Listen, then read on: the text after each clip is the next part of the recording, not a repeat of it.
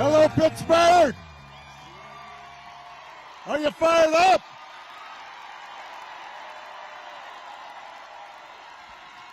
Are you ready to go?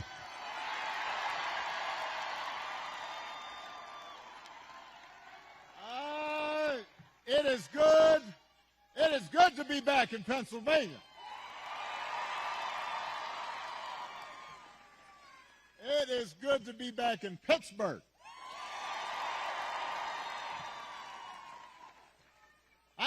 I love Pittsburgh.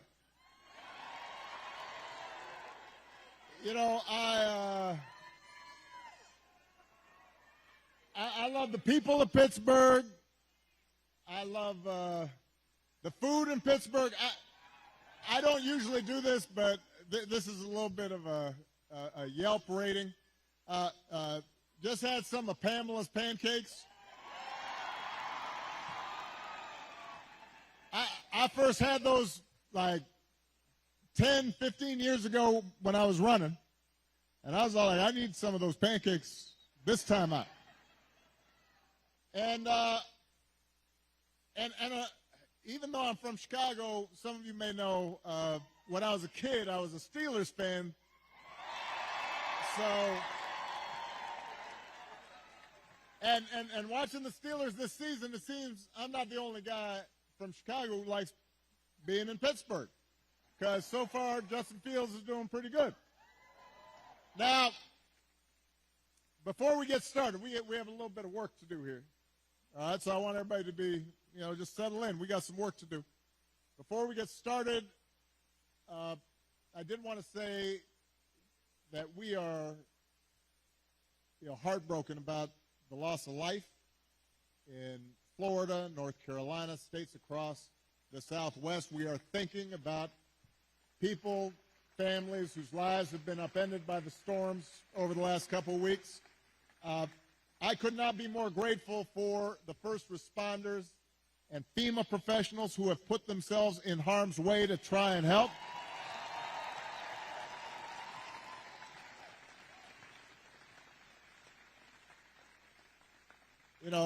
It's times like this when you realize having honest, competent leadership in government really matters. It makes a difference. And today I'm asking you to vote for some of those leaders, including some folks we need working with your outstanding governor, who you just heard from, Governor Josh Shapiro. We need them in Harrisburg. So we need you to vote for your next Auditor General, Malcolm Kenyatta. Your next Attorney General, Eugene DePascale. Your next State Treasurer, Eric McClellan. And my buddy, your outstanding United States Senator, Bob Casey.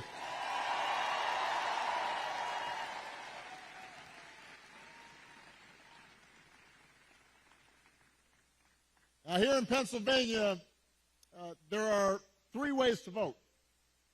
You can vote early, in person, at the county election office, or at a satellite office.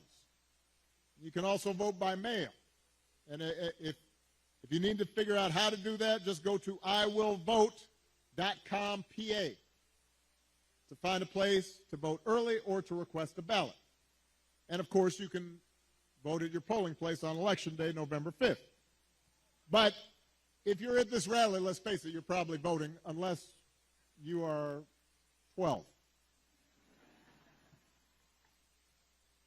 So you also have to help your friends and family make a plan to vote. And even if you're 12, you can do that. Talk to your mom and dad and aunts and uncles, because together we have a chance to choose a new generation of leadership in this country and start building a better and stronger and fairer and more hopeful America. Now, you've already heard tonight, this election's going to be tight, because there are a lot of Americans who are still struggling out there. They're still striving to make life better for themselves. for their families and for their kids.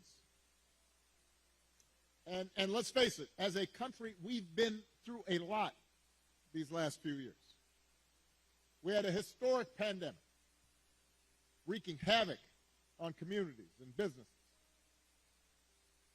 Disruptions from the pandemic then caused prices to spike, and that put a strain on family budgets. And in many ways, it's felt like the aspirations of working people have taken a back seat to the priorities of the rich and the powerful. So I get it, why people are looking to shake things up. I mean, I am the hopey-changey guy. So I understand people feeling frustrated and feeling we can do better. What I cannot understand is why anybody would think that Donald Trump will shake things up in a way that is good for you, Pennsylvania. I don't understand that.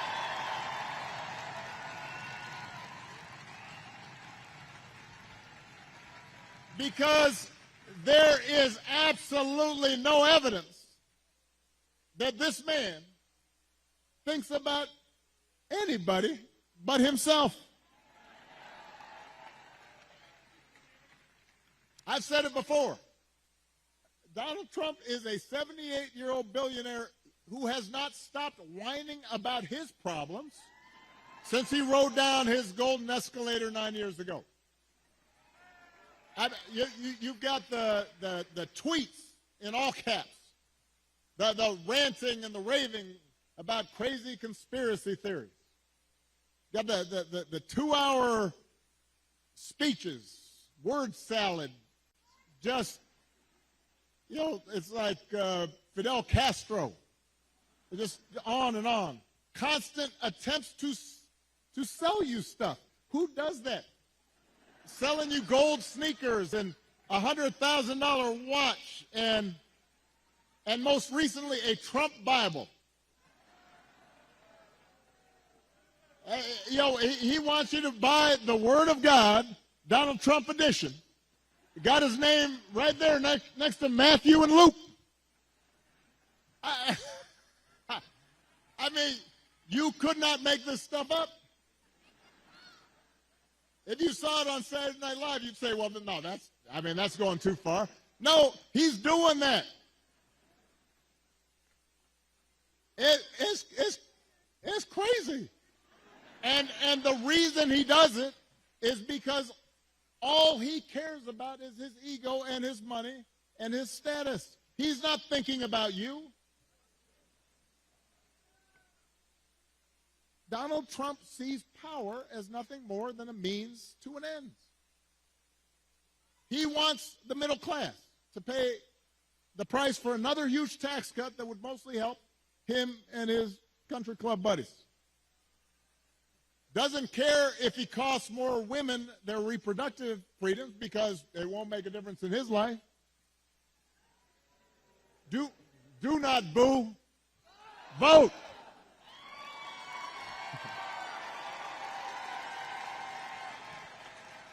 They can't hear your boos, but they can hear your votes.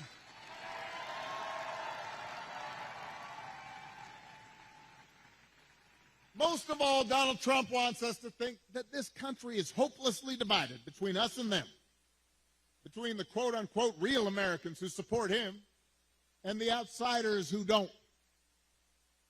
Because having people divided and angry, he figures boosts his chances of being elected. And he doesn't care who gets hurt. Think about it. Just the other day, we learned that on January 6th, a couple years ago, Donald Trump was told that Mike Pence was in the Capitol about 40 feet from an angry mob chanting, "Hang Mike Pence." And his response was, quote, "So what? Don't boo." If Donald Trump does not care that a mob might attack his own vice president, Do you think he cares about you? Pennsylvania, we do not need 4 more years of that. We don't need 4 more years of arrogance and bumbling and bluster and division. America's ready to turn the page. We are ready for a better story, one that helps us work together instead of turning against each other. Pennsylvania, we're ready for President Kamala Harris.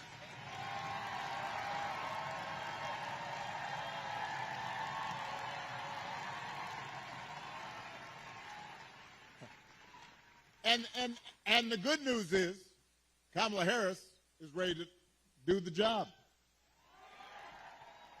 This is a leader who has spent her life fighting on behalf of people who need a voice and a champion.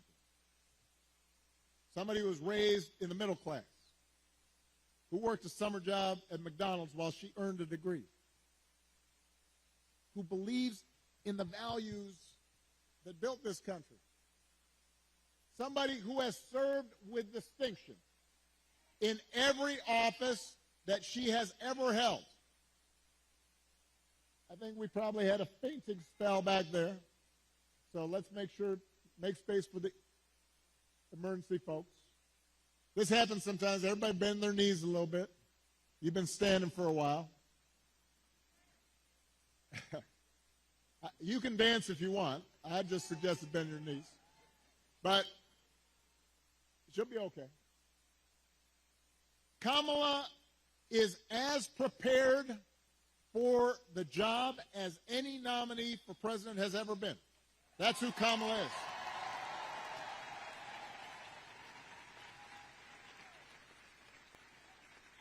And in the White House, she will have an outstanding partner in Governor Tim Walz.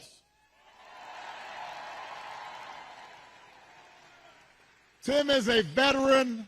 He is a teacher. He's a coach. He's a hunter. He's been a great governor working with Democrats and Republicans to get stuff done. He can also take a vintage truck apart and put it back together again. You think Donald Trump can do that? For that matter, do you think Donald Trump has ever changed a tire in his life? No. I'm just trying to picture it.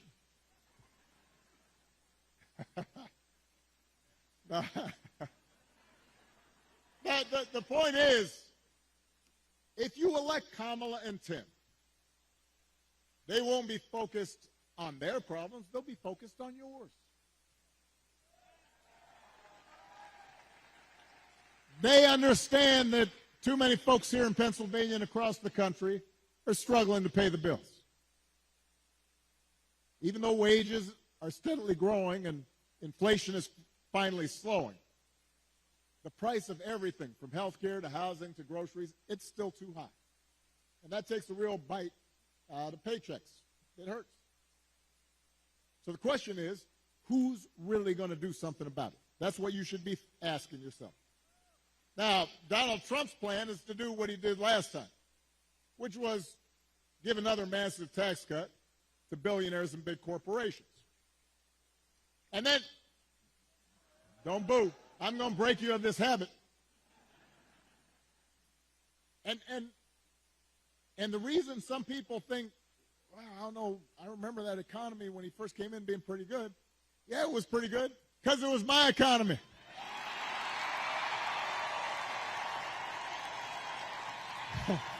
We had 75 straight months of job growth that I handed over to him. It wasn't something he did. I had spent 8 years cleaning up the mess that the Republicans had left me the last time. So just in case everybody has a hazy memory, he didn't do nothing except those big tax cuts. His other big economic plan now is to slap tariffs on everything, from food to TVs. Now, understand what tariffs are. Anything that's coming from that's made elsewhere and comes here, you slap extra money on top of it. And if other countries are cheating, in some cases, it makes sense because you want to have a fair playing field. But what he's proposing is basically a Trump sales tax that could cost the average family almost $4,000 a year. So if you're concerned about higher prices, that is not the way to get lower prices. That's going to come out of your pockets. You think prices are high now? Donald Trump's message basically is, you ain't seen nothing yet. All right, so that's, as far as you can tell, that's his plan, right? Because it's not written down anywhere. When it comes to health care, you heard it in the debate. Donald Trump's got one answer: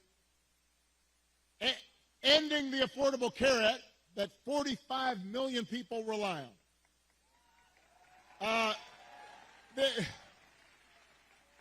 The other day, his running mate, J.D. Vance, you got to vote. The other day, his running mate had the nerve to say, Donald Trump salvaged the Affordable Care Act.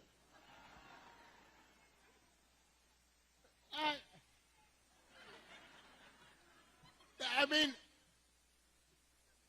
Donald Trump spent his entire presidency trying to tear it down. And by the way, he couldn't even do that right. And now, 8 years after he was elected, when he was asked about what he was going to do, he says he's got concepts of a plan for how he'd replace it. Now, I want you all to think about this for a second. Let's say your boss gives you an assignment, a project. He says, I need this on Friday. And Friday comes around and he says, so, did you finish that project I asked for? And he said, well, I actually haven't started, but I have a concept of a plan. Or you could try it at home. Honey, did you do the dishes? I have a concept of a plan to do the dishes. How's that going to go over? If it wouldn't work for you, why in the heck should it work for the President of the United States?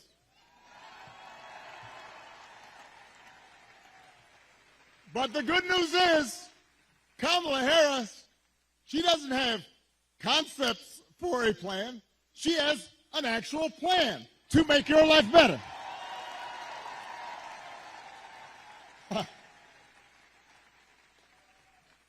To bring down the cost of things like groceries. She'll go after corporations that are jacking up prices. Just like she went after big banks and for-profit colleges when she was an attorney general in California. And believe me, when she does, nobody's going to want to stand in her way. I remember after the home mortgage crisis, Kamala pushed me and my administration harder than any other attorney general in the country to make sure homeowners got a fair settlement. It did not matter that she was pushing a Democratic administration. She was not going to let anybody stop her from winning as much relief as possible for the families who deserved it. And because of the work she did, those families got billions more than they would have otherwise got. That's the kind of president Kamala Harris will be.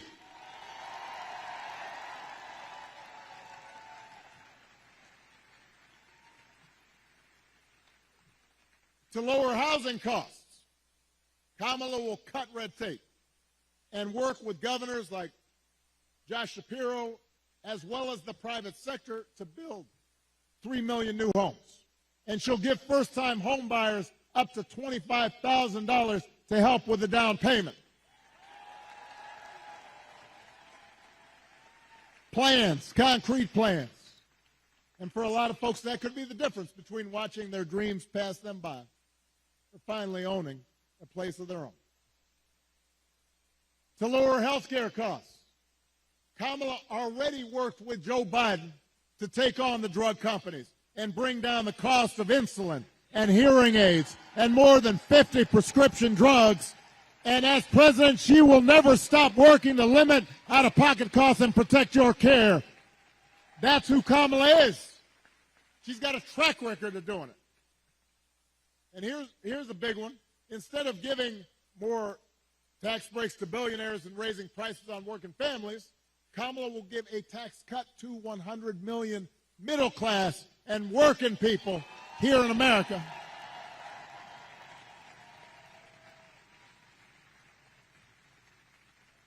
So, if you're a new parent, you could qualify for a $6,000 tax credit during the first year of your child's life. Because I don't have to tell a lot of you, raising kids is hard. And she wants to make it easier to afford stuff like a crib or a car seat or diapers. I remember buying diapers. I remember the first time I went in the store right after Malia was born. I was like, what? That's how much diapers cost? I remember changing diapers. You think Donald Trump ever changed the diaper?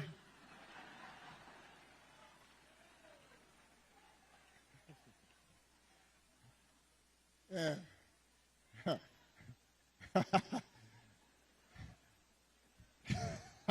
I almost said that, but I decided I shouldn't say it.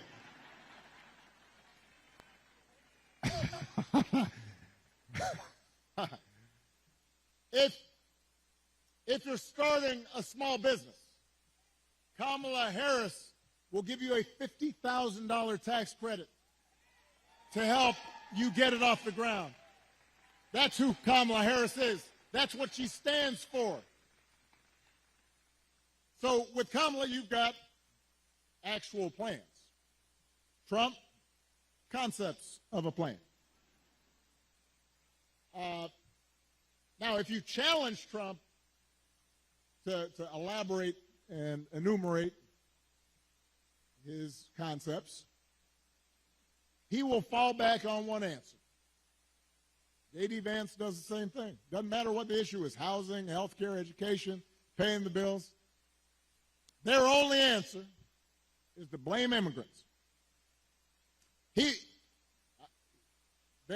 want you to believe that if you let Donald Trump round up whoever he wants, by the way, and ship them out, all your problems will be solved. Now, we've got real issues at the border. We are a nation of laws and a nation of immigrants. We have to make sure it's fair. There are communities at the border that can be overrun. We've got to actually solve a problem. But when I hear Donald Trump talking, I've got one question. As I recall, Donald Trump was president for 4 years. And if rounding up and deporting millions of desperate people and building the beautiful wall, and didn't matter whether some of those folks you rounded up were women and children, if that's the answer to everything, well, why didn't you solve the problem? Why were the number of immigrants basically the same when you left office as when you took office? I'll tell you why. Because he didn't have a real plan. He had talking points. He had concepts of a plan. And the plan was mean and ugly. And it was designed to enhance his politics and make people angry, not to solve the problem. You know what would actually help bring order to the border and fix our immigration system? The bipartisan deal that Kamala Harris supported, even though it was written by one of the most conservative Republicans in Congress, the same bill that Donald Trump tanked on purpose because he thinks fear-mongering is how he's going to win this election. He told Republicans, even the ones who had originally supported, don't vote for it. because he doesn't want the problem solved. We don't need a president who will make problems worse just to make his own political circumstances better. We need a president who actually cares about solving problems and making your life better, and that's what Kamala Harris will do.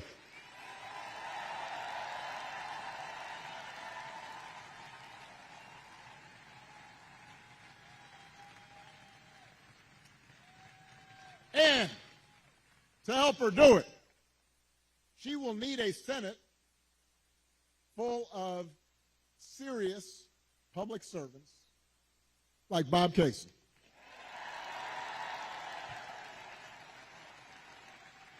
I'm going to talk about this man just for a second. I've known Bob for almost 20 years. I've watched his daughters grow up. I know his brothers and cousins, and let me tell you, there are a lot of brothers and cousins.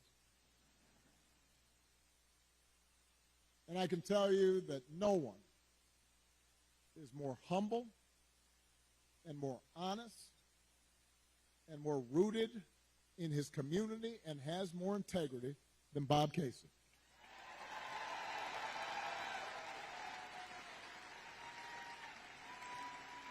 You know, in Washington,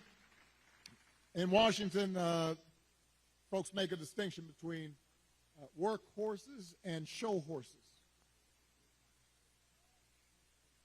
And Bob Casey, he's not a show pony. All the guy cares about is doing the job and looking after you, the people he was elected to serve. That's the kind of person we need to send back to Washington. That's the kind of person who's going to help Kamala get stuff done. Folks who share our values and will do what they can to move this country forward rather than backward. That's who Bob Casey is.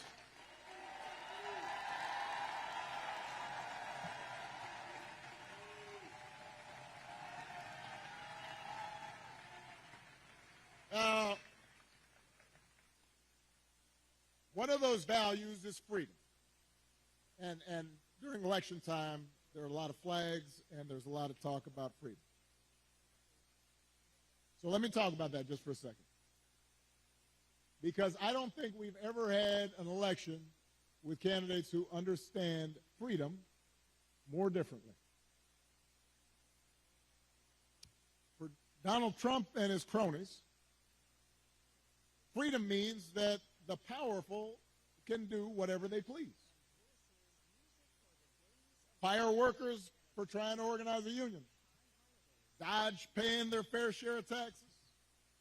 Try to throw out your votes when they lose an election. Control what women can and can't do with their bodies. In other words, for Trump, freedom is getting away with stuff.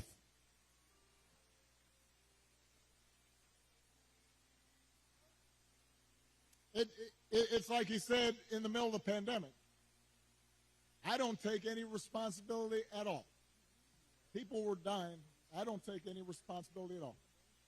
Not sure any other president has ever uttered that statement.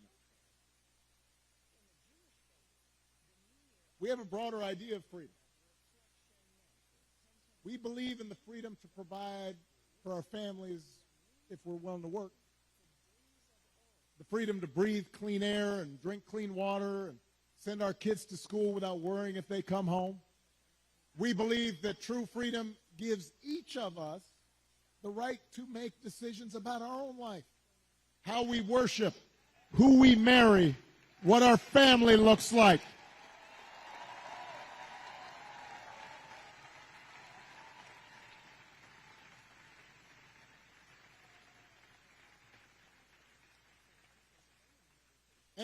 And real freedom also means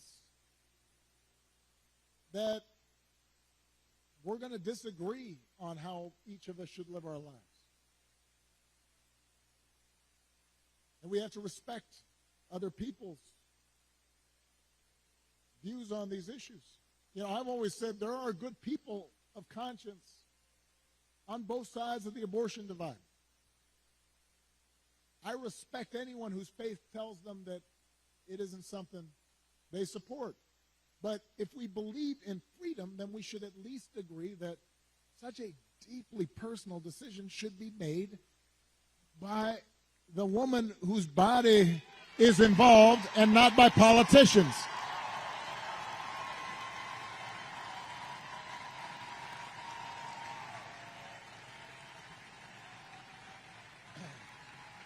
And it has been fascinating to watch Donald Trump just tie himself into a pretzel on this issue. I mean, when he ran for president the first time, he said he would support punishing women who got an abortion. That's what he said. Thank you. Now, well, a couple weeks ago, what did he say? He said, "Don't worry, women, I'll be your protector. I'll tell you how he protected you." He handpicked 3 of the Supreme Court justices who overturned Roe versus Wade. Went out there and bragged about it. And now there are Trump abortion bans in 20 states, many of them with no exception for rape or incest. And when he's asked about it, he says, well, everybody wanted it this way. Really? He thinks women want to have to drive hundreds of miles to find a doctor who can help them? Does he think doctors want to choose between letting a woman die or going to jail for giving her the life-saving care that she needs? That is not something people chose. Now, Donald Trump may be confused about that issue, but let's not be confused. Let's be clear about what's at stake here. If you send Bob Casey back to the Senate, he'll vote to restore reproductive freedom that women had for nearly 50 years. And if Congress passes that bill, Kamala Harris will sign it into law.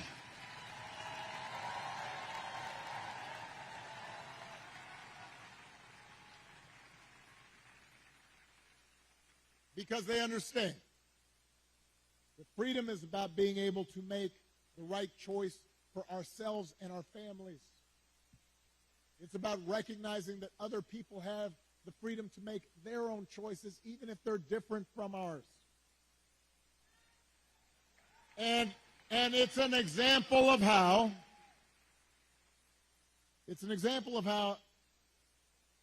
at the end of the day, this election isn't just about policies. It's about values. It's about who we are and how we treat each other.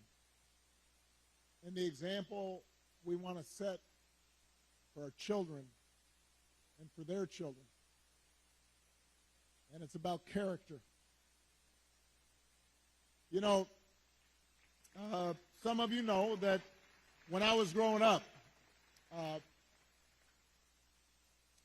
didn't have a father in the house. But I did have plenty of people around me. Stepfather, grandparents, teachers, coaches, and most of all my mom, who taught me the difference between right and wrong, who showed me what it meant to have integrity and to be honest and to be responsible and to work hard and to treat other people like we wanted them to treat us. And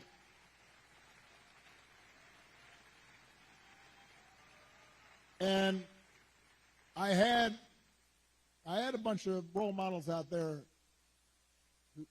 who helped raise me to become a man, and I made mistakes, and sometimes I didn't live up to those values that had been taught the way I should have, and I was checked and I was corrected, and I internalized those values, and I tried to live up to them.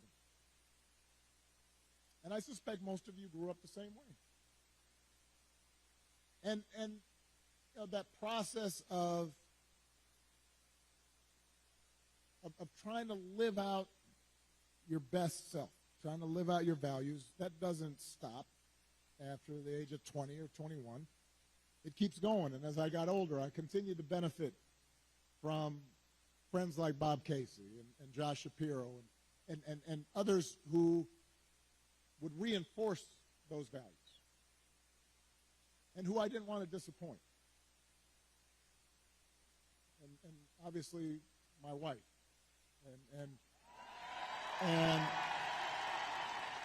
and my daughters, you know, who I want to make sure, Malia and Sasha are watching. I want to make sure that I don't disappoint them and that I'm passing on these values to them. You know, and here in Pittsburgh, I'm thinking about another example. Somebody who was a dear friend of mine and who's passed away now, Dan Rooney, who, you know, here was a guy who won 6 Super Bowls, 8 AFC championships, had enormous wealth and power. But I remember walking around, I guess it was Heinz Field by that time. I'm old enough to remember Three Rivers Stadium. Now I know it's something else. But Dan knew the name of every single person in the Steelers organization. You know, we'd pass by a custodian and he'd say, "Hey, Jimmy, how you doing? How's the family?" All the front office staff, he cared about them. He used his influence to get more black and brown head coaches hired in the NFL. He gave back to his community. He was known for his integrity. He helped support the peace process in Northern Ireland, became my ambassador to Ireland, and continued to help encourage people who were so far apart to come together. He had character. That's what I think about so much these days, because it's so different from what we see out of the Republican nominee. And it's been one of the most disturbing aspects of this election season about Trump's rise in politics, is how we seem to have set aside the values that people like Dan stood for and Bob stood for and that I was taught, and those didn't used to be Republican Democratic values. I mean, it used to be we'd have arguments about tax policy or foreign policy, but we didn't have arguments about whether you should tell the truth or not. We didn't make excuses for people who just violated basic norms of treating people fairly and with respect. I mean, just last week, I talked about this. We had one of the deadliest hurricanes in American history. The beautiful town of Asheville, North Carolina, one of my favorite places in the country. Spent time there, amazing people. Devastated. Hundreds of people killed. And President Biden and Vice President Harris were down there meeting with local officials and comforting families, asking how they could help. And Donald Trump at a rally just started making up stories about the Biden administration withholding aid from Republican areas and siphoning off aid to give to undocumented immigrants. Just made the stuff up. Everybody knew it wasn't true. Even local Republicans said it was not true. And now the people of Florida are dealing with another devastating storm. And I want you to watch what happens over the next few days, just like the last time. You're going to have leaders who try to help, and then you have a guy who will just lie about it to score political points, and this has consequences. Because people are afraid, and they've lost everything, and now they're trying to figure out, how do I apply for help? And some of them may be discouraged from getting the help they need. The idea of intentionally trying to deceive people in their most desperate and vulnerable moments. And my question is, when did that become okay? I'm not looking for applause right now. I want to ask Republicans out there, you know, people who are conservative, who didn't vote for me, who didn't agree with me. I had friends who disagreed with me on every issue. When did that become okay? Why would we go along with that? I mean, if your coworkers acted like that, they wouldn't be your coworkers very long. If you're in business and somebody you're doing business with just outright lies and manipulates, you stop doing business with them. Even if you had a family member who acted like that, you might still love them, but you tell them you've got a problem. And you wouldn't put them in charge of anything. And yet, when Donald Trump lies or cheats or shows utter disregard for our Constitution, when he calls POWs losers or fellow citizens vermin, people make excuses for it. They think it's okay. They think, well, at least he's owning the libs. He's really sticking it to them. It's okay as long as our side wins. And by the way, I'm sorry, gentlemen, I've noticed this especially with some men who seem to think Trump's behavior, the bullying and the putting people down, is a sign of strength. And I am here to tell you that is not what real strength is. It never has been. Real strength is about working hard and carrying a heavy load without complaining. Real strength is about taking responsibility for your actions and telling the truth even when it's inconvenient. Real strength is about helping people who need it and standing up for those who can't always stand up for themselves. That is what we should want for our daughters and for our sons, and that is what I want to see in a president of the United States of America.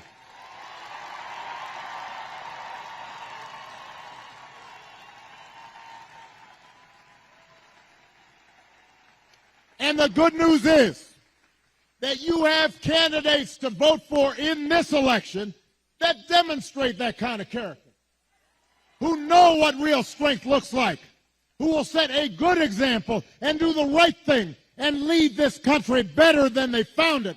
So, Pennsylvania, that is the choice in this election. It's not just about policies that are on the ballot. It is about values, and it is about character. So whether this election is making you feel excited or scared or hopeful or frustrated or anything in between, do not just sit back and hope for the best. Get off your couch and vote. Put down your phone and vote. Grab your friends and family and vote. Vote for Kamala Harris as the next president of the United States. Vote for Tim Walz as the next vice president of the United States. Vote for Bob Casey and this whole incredible Pennsylvania Democratic ticket. Help your friends and family members and neighbors and co-workers do the same. Because if enough of us make our voices heard, we will leave no doubt about the election outcome. We'll leave no doubt about who we are and what America stands for. And together we'll keep building a country that's more fair and more equal and more just and more free. That is our task. That is our responsibility. Let's go do it. Thank you, Pittsburgh. Thank you, Pennsylvania. Let's go vote.